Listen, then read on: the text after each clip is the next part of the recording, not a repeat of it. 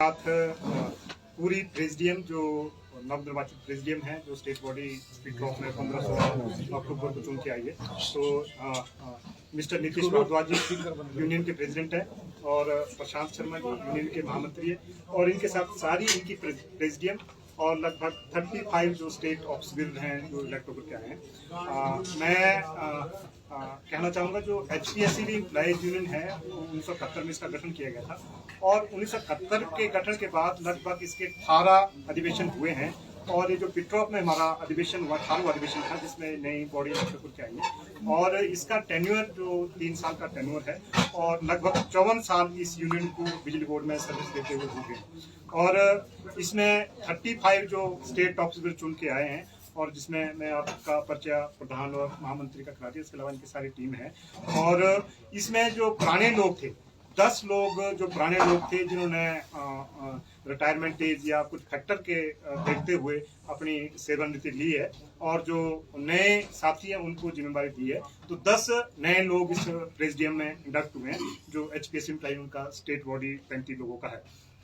आज मैं कहना चाहूँगा कि आज जो हमारे साथी हैं जो नई टीम इलेक्ट होकर के आई है इनके सामने बहुत सारी चुनौतियां हैं जो पवर सेक्टर में आज देख रहे हैं और मैं यही कहना चाहूँगा मीडिया के माध्यम से जो करंट इश्यूज हैं जिनको HPSC employees union joint action committee या HPSC एम्प्लॉइज यूनियन एक्सक्लूसिवली जो टेक ओवर कर रही थी या जिस पे लड़ रही थी वो इशू आज भी जिंदा है जिनको हम नई जो प्रेसिडियम है इसको हस्तांतरित करने जा रहे हैं। इसमें पहला इशू जो आज हमारे सामने बड़ी चुनौती है जो बिजली बोर्ड के ढांचे के साथ छेड़छाड़ की जा रही है। आप देख रहे होंगे कभी जनरेशन विंग को अलग करने की बात कही जा रही है और कभी ट्रांसमिशन विंग को अलग करने की बात कही जा रही है और कभी जो आपके HPMC बिजली बोर्ड से सिस्टम ऑपरेशन का दफ्तर को अलग करने की बात कही जा रही है। हम कह सकते हैं जो बिजली बोर्ड के ढांचे हैं ढांचे के साथ जो छेड़छाड़ की जा रही है एक बहुत बड़ा जिसमें कर्मचारियों का भविष्य पेंशनर का भविष्य और प्रदेश के कंज्यूमर्स उनका भविष्य उसके साथ जुड़ा हुआ है। ये हमारे सामने बड़ी चुनौती है और इसके साथ जो बड़ी चुनौती हमारे सामने है वो इलेक्ट्रिसिटी अमेंडमेंट बिल 2025 है जो अभी ministry of power ministry government of India में जो सर्कुलेट किया गया है और पार्लियामेंट में उसको शीघ्र लाया जा रहा है। उस अमेंडमेंट बिल में सीधा सीधा जो बिजली कंपनियां हैं और हिमाचल प्रदेश तो आज जनरेशन ट्रांसमिशन और ऑपरेशन तीनों भी इकट्ठी है जो बिजली कंपनियां हैं उनको निजीकरण की बात की जा रही है और हिमाचल के परिप्रेक्ष्य में इसका सबसे बड़ा इम्पैक्ट इसलिए आएगा क्योंकि यहाँ जो भौगोलिक परिस्थितियां हिमाचल प्रदेश में भिन्न है, पंजाब और हरियाणा की भौगोलिक परिस्थितियां भिन्न है, लेकिन यहाँ जियोग्राफिकल स्थिति इतनी जैसे हम ट्राइबल में जाएंगे वहां हमारी सप्लाई कॉस्ट लगभग 20 रुपए से 30 रुपए पर यूनिट के साथ पहुंच जाती है जबकि इंडस्ट्रियल एरिया में वही कॉस्ट आपकी 2.5-3 या 3.5-4 तक रहती है। तो इस करके अभी जो क्रॉस सब्सिडाइजेशन की जा रही है स्टेट में उस पर उसका इम्पैक्ट आएगा और हमें लग रहा है अगर अमेंडमेंट बिल पारित होता है और स्टेट में लागू होता है उसका सबसे बड़ा खामियाजा जो प्रदेश के हमारे कंज्यूमर्स हैं जो आपके रूरल एरिया ग्रामीण क्षेत्र में रह रहे हैं उनके ऊपर इसका खामियाजा पड़ेगा।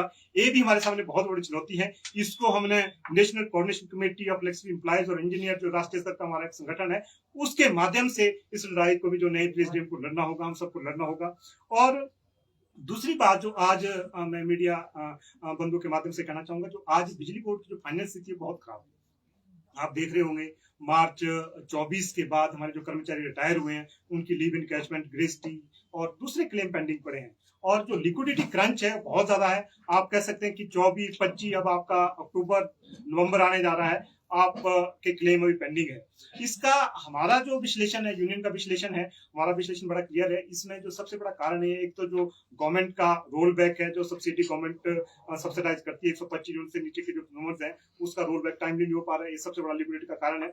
और दूसरा सबसे बड़ा कारण जो आज हमारी बैलेंस शीट को हिट कर रहा है वो उदय जो 290 करोड़ की उदय स्कीम है वो डिफेक्टिव रूप से बिजली बोर्ड में उसको इंप्लीमेंट किया गया है जबकि गवर्नमेंट ऑफ इंडिया ने उदय स्कीम में जो स्टेट गवर्नमेंट है उसको FRBM में फिस्कल फंड बजट मैनेजमेंट में उसको बजट रिपोर्ट किया है लेकिन उसके बावजूद भी 2016 में वो लायबिलिटी बिजली बोर्ड के ऊपर डाली गई है वो लगभग 290 करोड़ की लायबिलिटी है। इस करके वो लायबिलिटी मेरी बैलेंस शीट में बिजली बोर्ड की बैलेंस शीट में अपीयर हो रही है उससे कहीं ना कहीं मेरी जो बोरिंग लिमिट है और जो मेरी रेटिंग है वो प्रभावित हो रही है। एक सबसे बड़ा कारण आज बिजली बोर्ड में फाइनेंशियल जो लिक्विडिटी है उसका है। तो ये भी हमारे सामने एक बहुत बड़ी चुनौती है।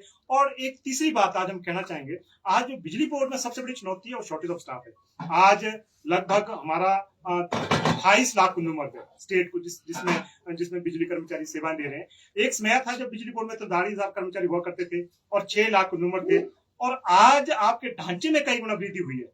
कंज्यूमर्स में कई गुना वृद्धि हुई है, लेकिन आपका कर्मचारी 43,000 से 13,000 रह गया है। ये हमारे सामने सबसे बड़ी चुनौती है। आप शिमला में देख रहे होंगे कि आज तो राउंड द क्लॉक जो सर्विसेज बिजली कर्मचारी देता था, जो बंद है, क्योंकि कर्मचारियों का अभाव है, शिफ्ट ड्यूटी के लिए कर्मचारी नहीं है। आज पूरे प्रदेश में लगभग 9,000 पद हमारे खाली पड़े हैं। इसमें 5,000 पद तो हमारे जो फील्ड स्टाफ, टेक्निकल स्टाफ है, उनके खाली पड़े हैं। तो इस करके बहुत बड़ी चुनौती है। मुझे लग रहा है आज प्रदेश का कंज्यूमर्स है वो भी देख रहा है, उसकी सेवाएं कहीं ना कहीं से प्रभावित हो रही है।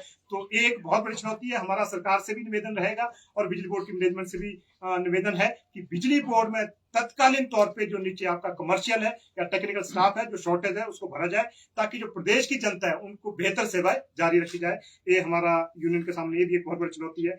और एक जो बड़ी बात है जिसको हमने अधिवेशन में भी उठाया था, माननीय मुख्यमंत्री के महोदय के सामने उठाया था, आज एक सबसे बड़ी दिक्कत है कि जो बिजली कंपनियां बनाई गई 2010 में, हिमाचल प्रदेश एचपीएससी लिमिटेड बना, उस कंपनी के पीछे मुख्य मकसद था कि स्टेट गवर्नमेंट इसको डीरेगुलेट करे, कि स्टेट गवर्नमेंट के क्लच से बाहर आए, ताकि बिजली बोर्ड की मैनेजमेंट डिसीजन मेकिंग में ऑटोनॉमी हो, और जो उसने जो कमर्शियल उसको वायबल लग रहा हो वो अपने फैसले अपने आप ले। लेकिन हमें आज हम महसूस कर रहे हैं, हमने अधिवेशन के माध्यम से उठाया, कहीं ना कहीं जो बिजली बोर्ड की ऑटोनॉमी है बिजली कंपनी की, वो इरोड हुई है। इससे पहले जो बिजली बोर्ड था उसकी ऑटोनॉमी बेहतर थी, लेकिन इलेक्ट्रिसिटी एक्ट जो बनाया गया इसी के लिए कि बिजली बोर्ड की ऑटोनॉमी रहे, लेकिन आज हम कह सकते हैं कि बिजली बोर्ड में ऑटोनॉमी खत्म है। आप वो देख रहे होंगे कि आपका टीमेट है, आपका एएलएम है, आपका फोरमैन है, उनके पदोन्नति की फाइलें सरकार तक जा रही है। तो आप कह सकते हैं कि कितनी ऑटोनॉमी उस बिजली बोर्ड की मैनेजमेंट को फैसले लेने में। तो कहीं ना कहीं ये सारे इस तरह के और भी फैसले हैं जो बिजली बोर्ड के कंज्यूमर सर्विस को लेकर के हैं, बाकी फैसले हैं, बिजली बोर्ड को जो बेहतर दिशा देनी वो फैसले हैं, वो तमाम फैसले कहीं ना कहीं जो बिजली बोर्ड की डिसीजन मेकिंग है उसमें कमी आ रही है, और उससे कहीं ना कहीं ऑर्गेनाइजेशन प्रभावित हो रही है। मुझे आज हमें ये भी लग रहा है, जो हमारे नए साथी आए, एक चुनौती है कि बिजली बोर्ड को ऑटोनॉमी आज प्रोवाइड करनी होगी, ताकि ये प्रदेश के कंज्यूमर को बेहतर सेवाएं दे सके। और तीसरे हम कह सकते हैं आज जो हमारा जो आपके ट्रेड राइट्स है उस पर भी बहुत बड़ा हमला आपने देखा होगा।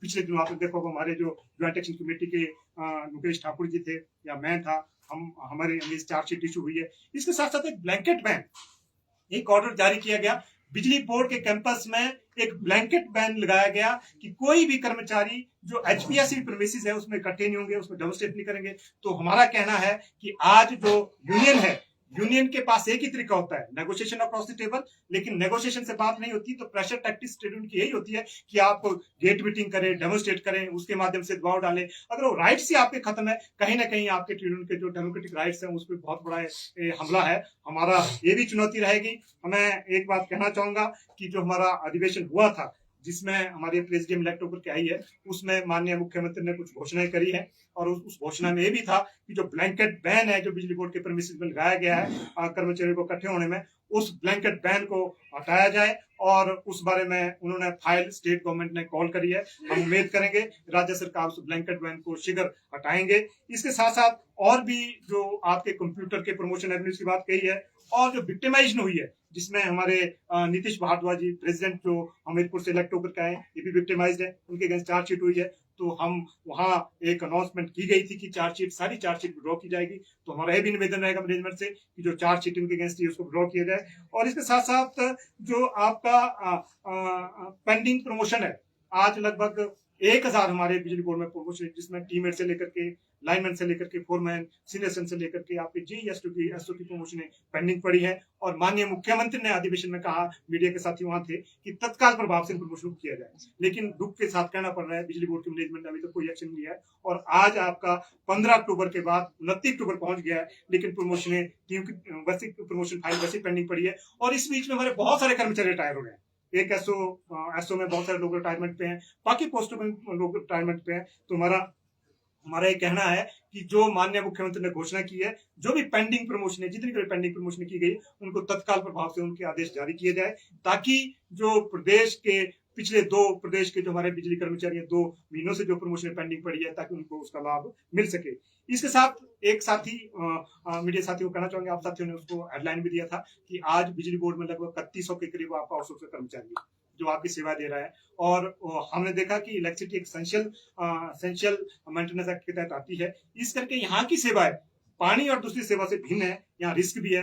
तो हमारा ये कहना था कि बिजली बोर्ड में आउटसोर्स जितने कर्मचारी है उनके लिए स्थायी नीति बनाया जाए, और आगे के लिए बिजली बोर्ड में आउटसोर्स प्रथा को बंद किया जाए, रेगुलर या कॉन्ट्रैक्ट पे सर्विस दी जाए, ताकि उनको सोशल सिक्योरिटी हो। अगर कोई हादसा, फैटल नॉन फैटल एक्सीडेंट हो तो उनको सोशल सिक्योरिटी मिल सके।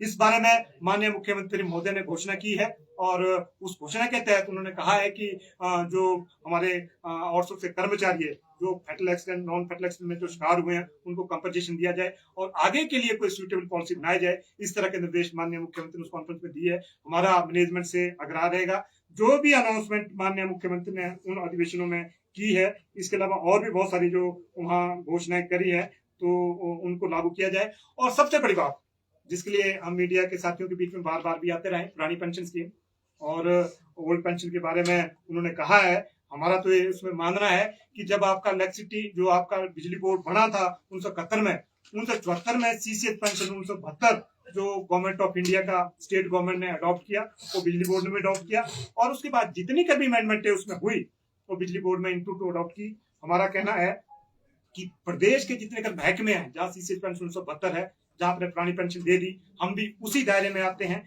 बिजली बोर्ड के कर्मचारियों को अलग से घोषणा करने की जरूरत नहीं है। हमारी महज जो अमेंडमेंट सरकार ने करी है उसको बिजली बोर्ड की मैनेजमेंट अडॉप्ट कर ले और बिजली बोर्ड के कर्मचारी को पुरानी पेंशन लागू की जाए। और इस बारे में भी माननीय मुख्यमंत्री ने वहां घोषणा की है कि प्रदेश का जो बिजली बोर्ड का मैनेजमेंट है उस इशू को एग्जामिन करे और प्रदेश सरकार को फैक्ट से अवगत कराए। ये तमाम घोषणाएं प्रदेश सरकार माननीय मुख्यमंत्री ने अधिवेशन में करी है। हम मैनेजमेंट से मांग करते हैं, प्रदेश सरकार से मांग करते हैं, इन घोषणा को तुरंत लागू किया जाए। इसके अलावा जो हमने फाइनेंशियल क्राइसिस है, रिक्रूटमेंट है और जो इश्यूज हैं जो हमने यहाँ मीडिया प्रेस वार्ता के माध्यम से रखे हैं, उस पर भी गौर किया जाए, ताकि बिजली बोर्ड जो आज की प्रदेश के 28 लाख कंज्यूमर्स को जो सेवा दे रहा है, बेहतर सेवा दे सके। और आज जिस तरह के हम देख रहे हैं कि शहर में भी, गांव में भी कहीं ना कहीं हमारी जो सर्विसेज है उसकी गुणवत्ता में रुकावट आई है, ताकि हम बेहतर सेवा दे सके, यही हम कहना चाहते हैं। ओपीएस एक बड़ा मुद्दा है, लेकिन उम्मीदें भी थी जिससे मुख्यमंत्री आए थे आपके सम्मेलन में। अभी 3 साल लगभग सरकार को सत्ता में आए हो गए, क्या कारण आपको लगता है कि अभी तक ओपीएस क्या ब्यूरोक्रेसी वजह से या मैनेजमेंट की वजह से नहीं मिल पा रही, या इसमें सरकार का सीधे सीधे सरकार का हाथ है? हमारा तो इसमें एक कहना है कि जो सीसीएस पेंशन 1972 जो बिजली बोर्ड में लागू है, उसकी आपको सारी अमेंडमेंट आपने लागू की गई है। तो मात्र जो आपकी ओपीएस की अमेंडमेंट थी जिसमें आपको पुरानी पेंशन लागू करनी थी, उस अमेंडमेंट को आपने लागू नहीं किया है। तो कहीं ना कहीं ये भी कहना चाहेंगे कि मैनेजमेंट की भी लापरवाही रही है, वो सर्विस मीटर में बैठने लेंगे। इसके साथ साथ हम प्रदेश सरकार का भी कहना चाहेंगे कि कॉर्पोरेशन जो नीचे होनी चाहिए थी, कि भी आपने ओपीएस स्टेट में दी है, बिजली बोर्ड में भी देनी है, जो कॉर्पोरेशन होनी चाहिए थी वो बिजली बोर्ड के कर्मचारियों के बारे में नहीं हो पाई। तो इस करके हमारा कहना है कि दोनों कहीं ना कहीं इसके लिए जिम्मेदार है, जिससे बिजली बोर्ड के कर्मचारी अभी तक ओपीएस से वंचित है। क्या अभी भी आप लोग उम्मीद में है कि ओपीएस आप लोगों के लिए भी बहाल होगी, या फिर से कोई मैं एक बात मीडिया के माध्यम से कहना चाहूंगा कि जो राज्य सरकार, आप देख रहे हो केंद्र सरकार ने जितना कर भी आपका जो आपका फंड जाता था, जो शेयर जाता था, उस एवज में बोरिंग लिमिट राज्य सरकार की घटा दी। तो कहीं ना कहीं जो आपका बोरिंग लिमिट घटाई तो राज्य सरकार फाइनेंशियल क्रंच में है। लेकिन राज्य सरकार आपने सुना होगा कई जगह भी कहा जा रहा है कि यूपीएस को जारी है, जो आपके नई स्कीम है यूपीएस में जारी है। और हमें लग रहा है अगर आपने बिजली बोर्ड में आपने यूनिफाइड पेंशन स्कीम आपने लागू करनी है, उससे पहले वाली अमेंडमेंट जो यूपीएस की है उसको लागू करना पड़ेगा। अगर आपने बिजली बोर्ड में 1.5 यूपीएस भी करनी है तो आपको ओपीएस लागू करना पड़ेगा। इस करके हम सर्टन है, निश्चित है कि लीगली भी बिजली बोर्ड के कर्मचारी को आप 26 में देंगे, 27 में देंगे, लेकिन बिजली बोर्ड के कर्मचारियों को आपको कानूनी तौर पर पुरानी पेंशन आपको देनी होगी। वो आप 25 में दो, 26 में दो, ये हमारा मानना है। आप आउटसोर्स कर्मचारियों के लिए स्थायी नीति की मांग कर रहे हैं और दूसरी ओर सरकार ने बिजली मित्रों को रखने की घोषणा कर दी है, तो आप इसको कैसे देखते हैं?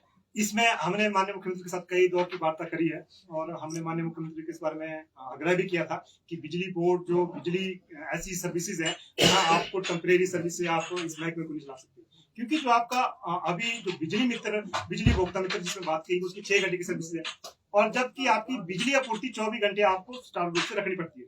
तो 6 घंटे के बाद उस बिजली आपूर्ति का क्या होगा? तो इस करके इस तरह से पार्ट टाइम कैजुअल वे में बिजली महकमा नहीं चल सकता है। हमारा अभी भी मानना है कि बिजली बोर्ड में आपको स्थायी नियुक्तियां देनी पड़ेगी, ताकि जो प्रदेश की जनता उनको बेहतर सेवाएं दी जाए। इस आउटसोर्स पे हमारा बड़ा क्लियर मानना है कि आउटसोर्स के कर्मचारी जितने कर भी बिजली बोर्ड में है उनको एक पॉलिसी बनाया जाए, उनको बिजली बोर्ड के इसमें एस्टेब्लिशमेंट में लाया जाए और आने वाले दिनों में आगे बिजली बोर्ड में नियमित भर्ती की जाए, ये हमारी मांग है। कर्मचारियों की मांग कब, जो आप कर्मचारियों की कमी बोल रहे हो सर, ये कब से कर्मचारी कम है और उसको लेकर अभी तक क्या किया गया था आप लोगों की ओर से? अभी हमारा तो मानना ये है कि हम पिछले 10 सालों से लगातार बिजली बोर्ड की मैनेजमेंट से या प्रदेश सरकार से मांग कर रहे हैं कि वो 5 साल का रोड मैप बढ़ाए, कि आपको 5 साल में कितने कर्मचारियों की जरूरत है, 5 साल का रोड मैप बढ़ाए, क्योंकि किसी भी रिक्रूटमेंट की फाइल को आपको प्रोसेस करना होगा, उसमें सालों लगती है। तो उस डिले को देखते हुए अगर हमारे पास 5 साल का रोड मैप होगा तो आप उसको कमी को पूरा कर पाएंगे। इसका नुकसान क्या हो रहा है, हम लगातार हर साल नीचे आ रहे हैं, क्योंकि आपके 800-900 कर्मचारी हर साल रिटायर हो रहे हैं,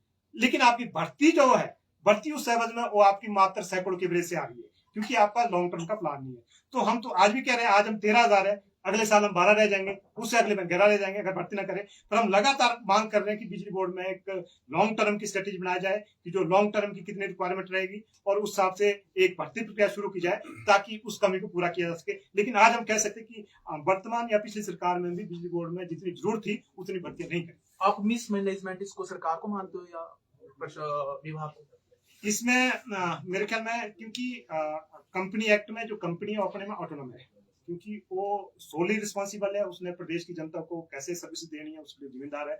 और मुझे लग रहा है मैनेजमेंट को जो पॉलिटिकल इंटरवेंशन है उसको कम करना चाहिए और उसको अपने आप स्वयं फैसले लेने चाहिए कि इस ऑर्गेनाइजेशन जिसकी मैनेजमेंट को जिम्मेदारी दी है कि वो प्रदेश के कंज्यूमर को कैसे बेहतर सेवाएं दी जा सके। और आज की डेट में मेरा ये मानना है कि जब तक हमारे पास एक स्किल्ड नीचे जो स्टाफ नहीं होगा, फील्ड में स्टाफ नहीं होगा या आपके पास मैन पावर नहीं होगी, तब तक हम प्रदेश की जनता को बेहतर सेवा नहीं दे पाएंगे और उसका खामियाजा कहीं ना कहीं जो प्रदेश के हमारे कंज्यूमर्स है उनको भुगतना पड़ जाए। यूपीएस के लिए तैयार है क्या बिजली बोर्ड के कर्मचारी? क्योंकि मुख्यमंत्री संकेत दे चुके हैं कि कोई रास्ता निकालेंगे, चाहे ओपीएस हो या कोई दूसरा हो। इसमें हमारा तो बड़ा सही मानना है और मैंने तो हालांकि इसका विश्लेषण भी बनाया है, बड़ा एक एनालिसिस किया है, जिस एनालिसिस का कहना है आज अगर आप फाइनेंशियल बेनिफिट के हिसाब से देखें, सबसे बेहतर स्कीम जो सोशल सिक्योरिटी के लिए जो ओपीएस है, और उसके बाद अगर नेक्स्ट है तो एनपीएस है, यूपीएस थर्ड पे है। क्योंकि यूपीएस में आपके पास जितना का भी आपका कंट्रीब्यूशन जो आपका डिपॉजिट होगा, जो आपका एम्प्लॉयर या आपका है, उसमें से एक पैसा भी आपको वापस नहीं मिलेगा। इस करके यूपीएस थर्ड पे है, उस पे आपके फाइनेंशियल बेनिफिट बहुत कम है। तो आज की डेट में अगर बेनिफिट है तो सबसे ज्यादा ओपीएस में, उसके नेक्स्ट फिर एनपीएस है, तब यूपीएस है। तो इस करके मुझे लग रहा है यूपीएस प्रदेश के जो कर्मचारी है उसको अडॉप्ट करेंगे या अडॉप्ट करनी चाहिए, हम तो उसका विरोध करेंगे।